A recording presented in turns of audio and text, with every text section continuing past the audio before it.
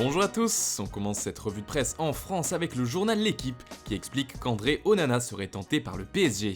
L'été dernier, le gardien de l'Ajax était dans le viseur du club francilien, mais ce que révèle le quotidien dans son édition du jour, c'est que le portier camerounais serait attiré par Paris. Onana pourrait bien changer d'air cet été et l'aventure en France le tenterait bien. De plus, le rôle de doublure de Navas ne le refroidirait pas. Le PSG ferait ainsi partie de la liste des destinations possibles pour l'ancien gardien du Barça. Mais du côté de Paris, il faudra d'abord régler les cas de Sergio Rico, prêté par le CVFC cette saison, et d'Alphonse Areola, prêté au Real Madrid sans option d'achat.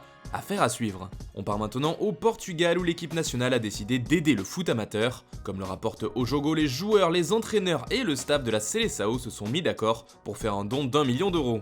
Un montant qui correspond à la moitié des primes qui leur revenaient pour la qualification à l'Euro 2020. Forcément, ce joli geste fait les gros titres au Portugal. L'information est aussi présente dans l'édition du jour de Record qui a également tenu à saluer ce soutien au foot amateur. En Angleterre, la question des salaires des joueurs fait toujours les gros titres. Ce lundi, c'est le cas particulier d'Arsenal qui fait réagir. Selon les informations du Daily Mirror, les joueurs vont refuser la proposition du club concernant la baisse de leurs revenus. Les dirigeants demandaient à ce que les salaires annuels des joueurs soient réduits de 12,5% en cas de non-qualification en Ligue des Champions pour la saison suivante. Cette baisse serait réduite à 7,5% en cas de qualification en Europa League pour les Gunners. Oui mais voilà, les joueurs ne sont pas d'accord d'après le Daily Mirror. Ce refus fait aussi la une du Daily Star qui ajoute que les joueurs sont prêts à entrer en guerre avec leurs dirigeants.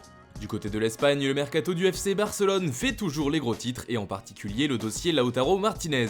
Il est très proche de la Catalogne si on en croit le journal Sport.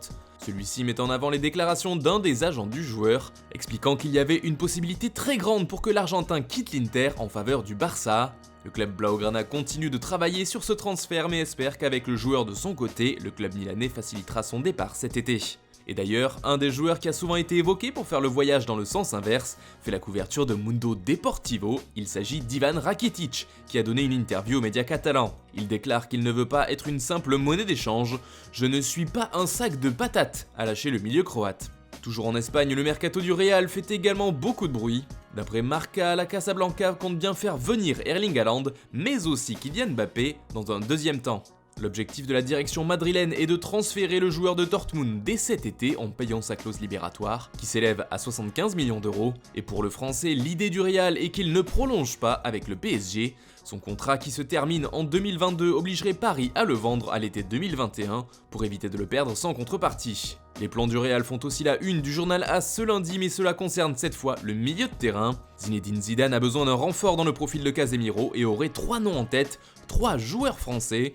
Pour pouvoir remplacer le Brésilien, seul joueur ayant un impact physique dans le cœur du jeu, le Real penserait ainsi à Eduardo Camavinga, N'Golo Kanté, mais aussi Boubakary Soumaré qui appartient au LOSC. Enfin, on termine ce tour de la presse en Turquie. De grands attaquants font la couverture de Photomatch ce lundi. D'abord Mario Balotelli, pas vraiment en réussite du côté de Brescia. Le quotidien turc rapporte une information de la Gazzetta dello Sport expliquant que le buteur italien aimerait changer d'air et l'idée de jouer pour Galatasaray lui plairait beaucoup. Et puis Edinson Cavani pourrait lui aussi débarquer en Turquie, en tout cas le club de Fenerbahçe serait très chaud à l'idée de le faire venir. L'aide de Diego Lugano, ancien joueur du Fener, pourrait bien s'avérer importante sur ce dossier, même si, comme le rapporte Photomatch, Cavani garde la porte ouverte à l'Atlético, qui semble avoir l'avantage. Voilà, c'est tout pour ce matin, bonne journée à tous et restez chez vous. On se retrouve très vite pour une nouvelle vidéo sur Foot Mercato.